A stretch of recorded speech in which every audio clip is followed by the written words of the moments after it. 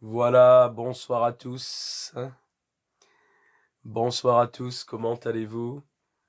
Je ne chante pas ce soir ou ce matin, ça dépend, mais bon, c'est vrai que c'est chez moi, c'est déjà le soir.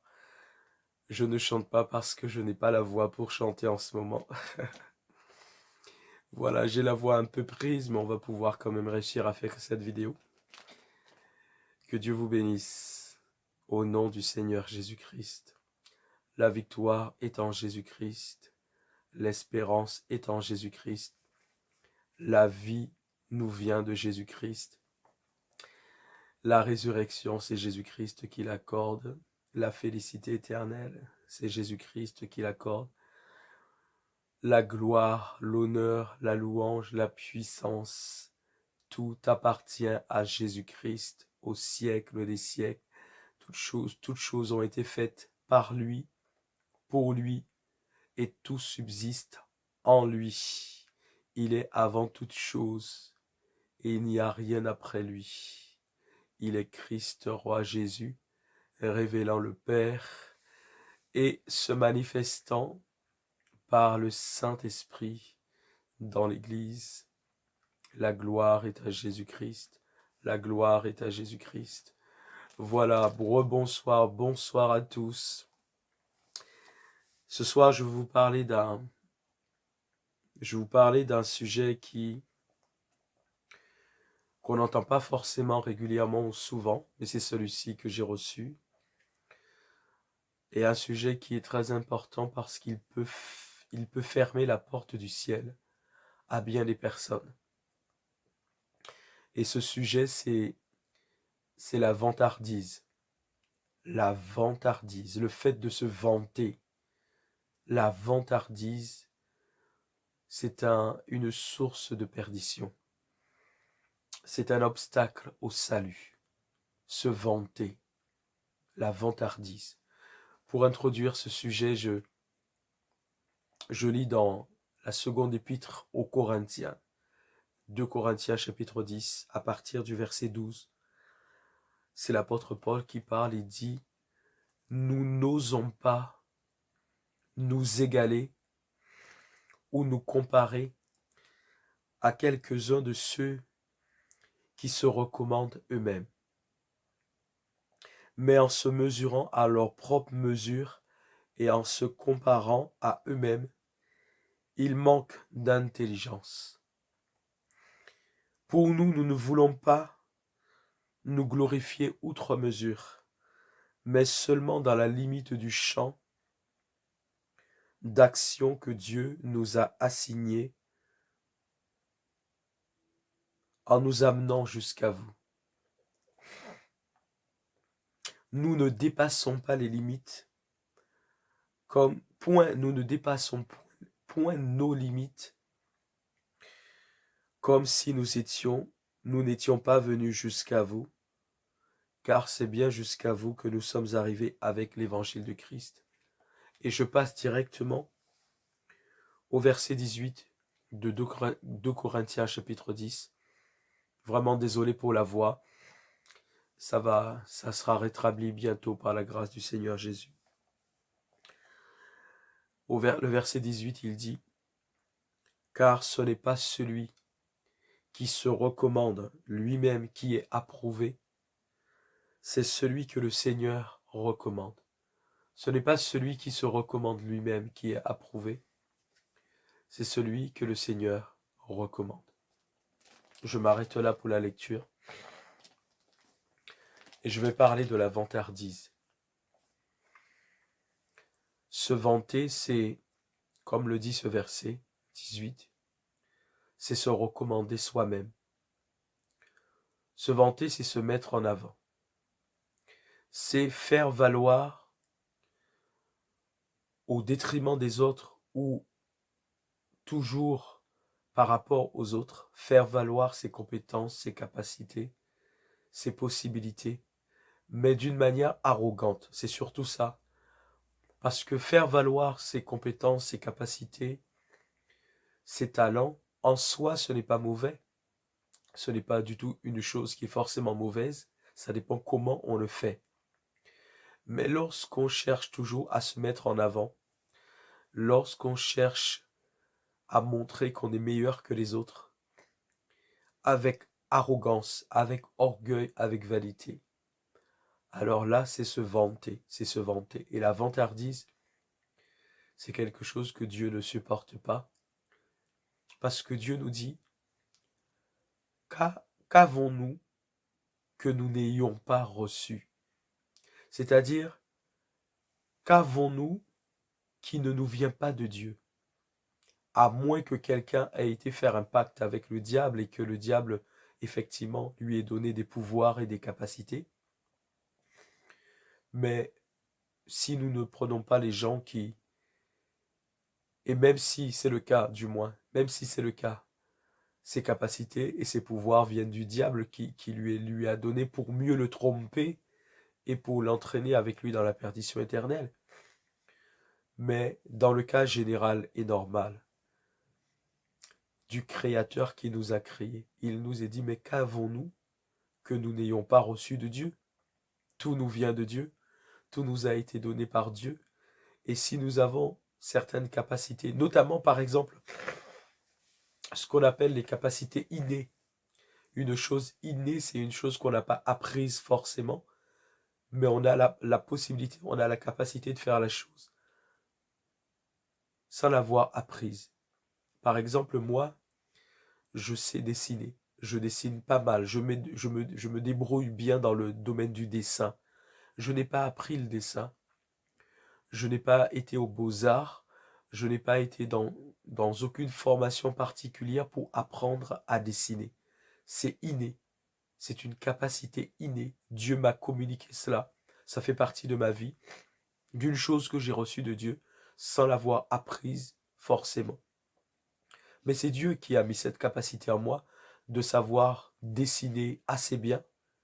Je me débrouille très bien dans le dessin et je n'ai pas fait d'école pour ça ou de formation particulière pour ça. Mais si je me mettais à me vanter par rapport au dessin, par exemple, si je me mettais à me vanter auprès de tout le monde, à dire regardez comment je dessine bien, ce serait effectivement de la vantardise, mais je ne serais pas en train de glorifier Dieu de cette manière. Parce que cette capacité à me débrouiller dans le dessin, c'est Dieu qui me l'a donné. Au contraire, ce que je peux faire, c'est dire gloire à Jésus-Christ, gloire à Dieu. Dieu m'a donné cette capacité à dessiner et de dire aux gens, j'arrive effectivement à me débrouiller dans le dessin parce que Dieu a mis cette capacité en moi et donner gloire à Dieu pour cela, lui dire merci, mais ne pas me vanter auprès de quiconque de cela. Qu'avons-nous que nous n'ayons reçu? Et c'est vrai qu'il y a des gens, et c'est vrai que ça va parler à certaines personnes en particulier, notamment dans le domaine du service dans l'Église, dans le domaine des services dans les communautés chrétiennes. Il y a beaucoup d'entre nous, nous aspirons à certains services. Et quelquefois, nous sommes frustrés. Nous sommes frustrés parce que nous n'atteignons pas nos objectifs en termes de service dans nos communautés chrétiennes. Et quelquefois, cela est fait parce que il y a un manque de direction spirituelle dans l'Église qui fait que même si Dieu vous a choisi pour quelque chose, par ce manque de direction spirituelle dans l'Église où vous êtes, dans la communauté où vous êtes, les responsables de votre communauté n'ont pas suffisamment l'inspiration de Dieu pour comprendre effectivement si Dieu vous a appelé ou pas, ou là où Dieu veut que vous puissiez le servir dans votre communauté. Ça, c'est une chose.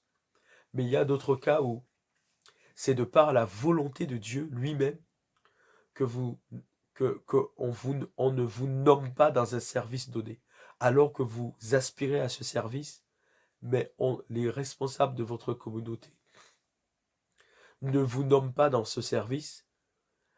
Là, cette fois-ci, ils ont vraiment l'inspiration de Dieu pour cela, et ils ne vous nomment pas justement parce que Dieu ne vous a pas choisi ou ne vous appelle pas à ce service. Et ça correspond par exemple à ce verset où il est dit, ce n'est pas celui qui se recommande qui est approuvé, mais c'est celui que Dieu recommande. Il y a certains chrétiens dans leur communauté chrétienne qui cherchent à se mettre en avant. Ils veulent soit chanter, ils veulent soit prêcher, ils veulent soit jouer de la musique. Ils veulent un service où on va les voir. Ils ne veulent pas des services où on ne les voit pas. Ils ne veulent pas des services où ils ne sont pas sous les feux des projecteurs. Ils aspirent qu'au service où on les voit, où le public les voit, parce qu'ils cherchent la reconnaissance. Et dans ce cas-là, Dieu ne les approuve pas. Alors Dieu lui-même leur met des barrières. Et inspirant les responsables de leur communauté, Dieu ne permet pas qu'ils soient nommés à des postes où on va les voir, où ils se mettent en avant, au devant de la chair, devant le public. Et alors, ils sont frustrés. Mais pour beaucoup de personnes qui se posent ces questions, pourquoi elles ont fait des démarches auprès des responsables de leur communauté? Et pourquoi on ne les a pas nommés, alors qu'on a nommé d'autres qui quelquefois n'ont rien demandé? Ce verset correspond à la réponse que vous recherchez. Pour beaucoup de ceux qui sont frustrés parce qu'on n'a pas répondu à leurs aspirations, à leurs demandes dans leur communauté chrétienne, où ils voulaient chanter, où ils voulaient prêcher, où ils voulaient danser, ils voulaient faire en tout cas quelque chose où on doit absolument les voir, où le public doit les voir. Et ça ne marche pas et les responsables ne vous nomment pas à ces postes-là. La réponse de Dieu pour vous est celle-ci. Le verset 18 de 2 Corinthiens chapitre 10. Ce n'est pas celui qui se recommande, qui est approuvé, et il faut comprendre de cela, qui est approuvé de Dieu. Ce n'est pas celui qui se recommande lui-même, qui est approuvé, et je peux ajouter, de Dieu. Mais c'est celui que Dieu recommande. Parce que pour être dans un service, il faut avoir le cœur nécessaire. Avec Dieu, c'est une relation de cœur. Et souvenez-vous que Dieu sonde les reins et les cœurs. Et il choisit un enfant de Dieu pour un service et pour un autre en fonction de notre cœur, en fonction de nos aspirations, en fonction de nos motivations. Premièrement, souvenons-nous toujours que Dieu est souverain. Dieu est souverain. Il fait comme il veut, avec qui il veut, de la manière dont il veut. C'est pour ça que vous voyez par exemple Jésus-Christ, dans certaines manières dont il s'y est pris pour faire certaines guérisons. Vous verrez que ça peut vraiment nous surprendre. Ça peut nous surprendre vraiment.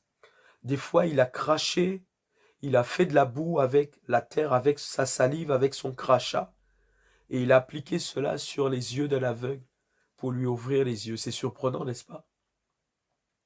C'est vraiment surprenant de voir la manière dont Jésus s'y est pris à certains moments pour faire des choses. Parce que Dieu est souverain, il fait ce qu'il veut, comme il veut, de la manière dont il veut, avec qui il veut. Et la Bible dit, il y a-t-il quoi que ce soit qui soit surprenant de la part de Dieu? Il y a-t-il quoi que ce soit que nous pourrions reprocher à Dieu dans sa manière de faire les choses? Et dans ses choix et dans son appel, Dieu choisit qui il veut et il appelle qui il veut et il établit qui il veut. Excusez-moi. Et il établit qui il veut dans son église, à son service, au poste qu'il veut. Mais il choisit aussi selon le cœur. Parce que avec Dieu, c'est une relation de cœur à cœur que Dieu veut avoir avec nous. Une relation de cœur à cœur. Il sonde les reins et il sonde les cœurs.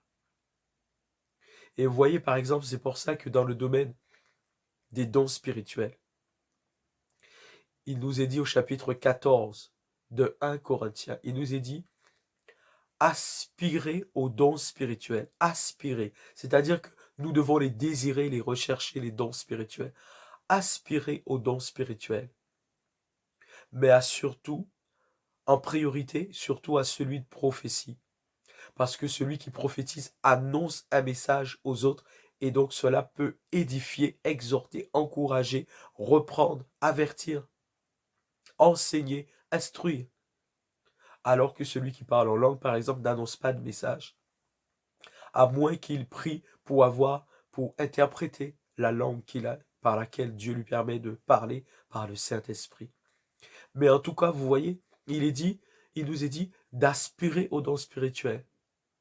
Mais pourtant, dans 1 Corinthiens chapitre 12, là où nous avons la description des 9 dons spirituels que donne l'Esprit Saint, il est dit que le Saint-Esprit distribue ses dons spirituels selon sa volonté, comme bon lui semble.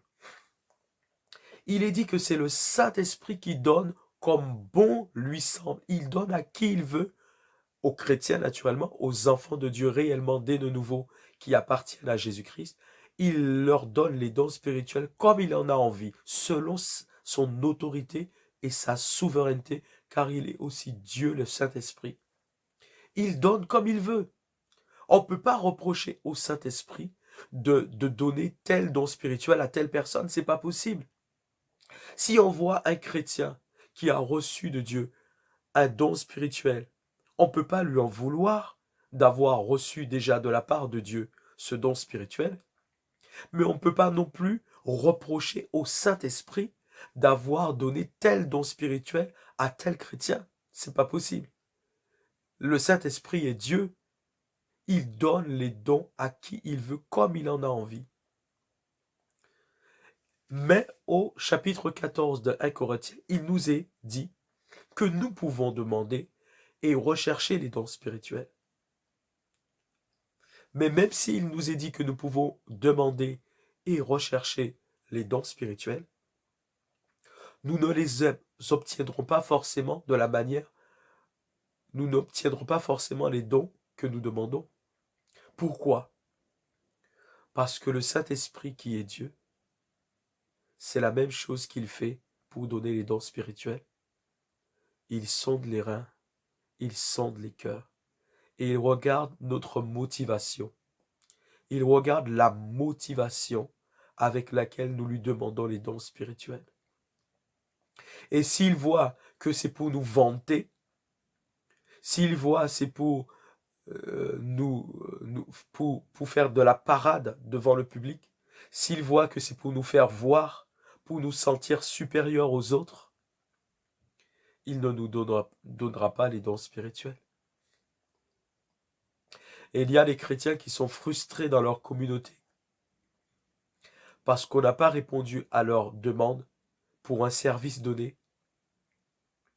Et c'est Dieu même qui a fait ça, qu'on ne réponde pas favorablement à votre demande pour le service auquel vous aspirez. Parce que vous êtes en train de vous recommander vous-même. Laissez Dieu vous recommander. Alors à ce moment-là, sans même peut-être que vous ne vous y attendiez, on viendra vous chercher. Confiez-vous en Dieu. Tenez-vous dans la prière. Si vous aspirez à un service, faites-en part à Dieu dans votre intimité avec Dieu, dans vos moments de prière intime avec Dieu. Parlez-en à Dieu de votre désir de servir dans tel ou tel service. Mais si vous vous recommandez vous-même, c'est de la vantardise. Si vous faites entendre à toute votre communauté, à tous les chrétiens, que c'est vous qu'on devrait choisir pour tel et tel service, que vous chantez mieux qu'un autre, que vous savez prêcher mieux qu'un autre, que vous savez vous occuper, je sais pas moi, des flyers lorsqu'il faut préparer une campagne d'évangélisation pour faire de beaux flyers. Si vous vous vantez vous-même, si vous vous mettez en avant, Si vous faites comprendre à tous les chrétiens et ainsi qu'à vos responsables d'église que vous êtes meilleurs que les autres, que vous avez les compétences, les talents nécessaires pour ce service, que c'est vous qu'on devrait nommer et que vous ne comprenez pas pourquoi on a nommé celui-là alors que lui-même ne demandait rien. Mais c'est Dieu même, c'est Jésus-Christ lui-même qui est chef de son église. N'oublions pas qu'il est la tête de l'église. L'église est son corps et lui, il en est la tête. Il est le chef. Et c'est lui-même qui met cette barrière et cette porte fermée devant certains qui se vantent, qui pensent être meilleurs que les autres. Et même quand ils ont des talents et des compétences, c'est vrai, mais ils oublient que tout ça leur vient de Dieu. Parce que c'est Dieu qui leur donne ses compétences et ses talents. Mais leur but n'est pas de glorifier Dieu à travers ses compétences et ses talents. Leur but, c'est de se glorifier eux-mêmes à travers ses compétences et ses talents. Alors à ce moment, Dieu lui-même leur ferme la porte. Il met une barrière devant eux. Et alors ils sont frustrés parce qu'on ne les nomme pas dans les services auxquels ils aspirent. Parce que Dieu dit, ce n'est pas celui qui se recommande lui-même qui est approuvé, mais c'est celui que Dieu recommande qui est approuvé. Nous ne pouvons rien faire sans Dieu. C'est pour ça que Dieu nous dit ailleurs. Et je vais le lire. Je le lis par exemple dans l'épître de Jacques. L'épître de Jacques, chapitre 4, le verset 13. Il nous est dit, à vous maintenant, qui dites aujourd'hui ou demain, nous irons dans telle ville, nous y passerons une année, nous trafiquerons et nous gagnerons. Vous qui ne savez pas ce qui arrivera demain, vous qui ne savez pas ce qui arrivera demain. Car qu'est-ce que votre vie? Vous êtes une vapeur qui paraît pour un temps et qui ensuite disparaît. Vous devriez dire au contraire, si Dieu le veut, nous vivrons et nous ferons ceci ou cela.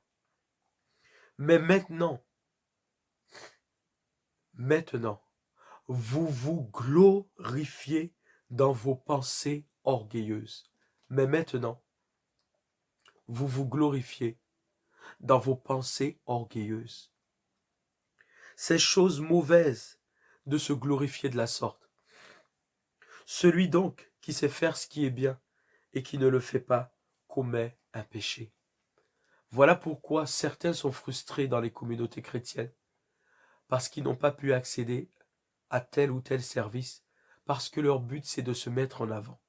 Alors Dieu même leur ferme la porte, et ils sont frustrés, parce qu'ils oublient que toute capacité, toute compétence nous viennent de Dieu qui nous a créés.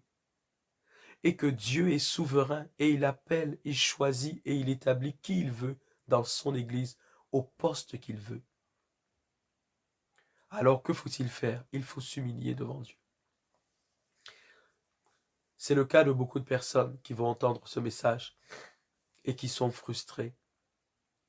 Humiliez-vous. Il est dit, humiliez-vous sous la puissante main de Dieu afin qu'il vous élève au temps convenable. Humiliez-vous sous la puissante main du Dieu Tout-Puissant qui nous a créés et qui tient l'univers tout entier entre ses mains, car il est bien au-dessus de toute création. Humilions-nous sous sa puissante main, et alors il nous élèvera au temps convenable. Mais si nous cherchons à nous élever nous-mêmes, alors c'est là où il dit qu'il résiste aux orgueilleux et il fait grâce aux humbles. Ne nous vantons pas du lendemain. Nous ne savons pas ce que le lendemain peut produire. C'est ce que dit aussi un proverbe célèbre. Je le cherche pour vous. C'est le proverbe 27. Le proverbe 27, il dit pratiquement la même chose. Parlant de la vantardise et du fait que nous ne devons pas nous vanter, car nous ne savons pas ce que le lendemain peut engendrer. Il est dit, ne te vante pas du lendemain. Proverbe 27, chapitre 27 et le verset 1, il est dit, ne te vante pas du lendemain, car tu ne sais pas ce qu'un jour peut enfanter. Ne te vante pas du lendemain, car tu ne sais pas ce qu'un jour peut enfanter. Alors, c'était un message pour prévenir contre la vantardise, l'orgueil et la vanité, parce que la vantardise, c'est un obstacle au salut. Non seulement c'est un obstacle au salut, mais c'est aussi un obstacle à notre épanouissement spirituel. Ceux qui se vantent ne prospèrent pas. Ceux qui se vantent ne jouissent pas des bénédictions de Dieu.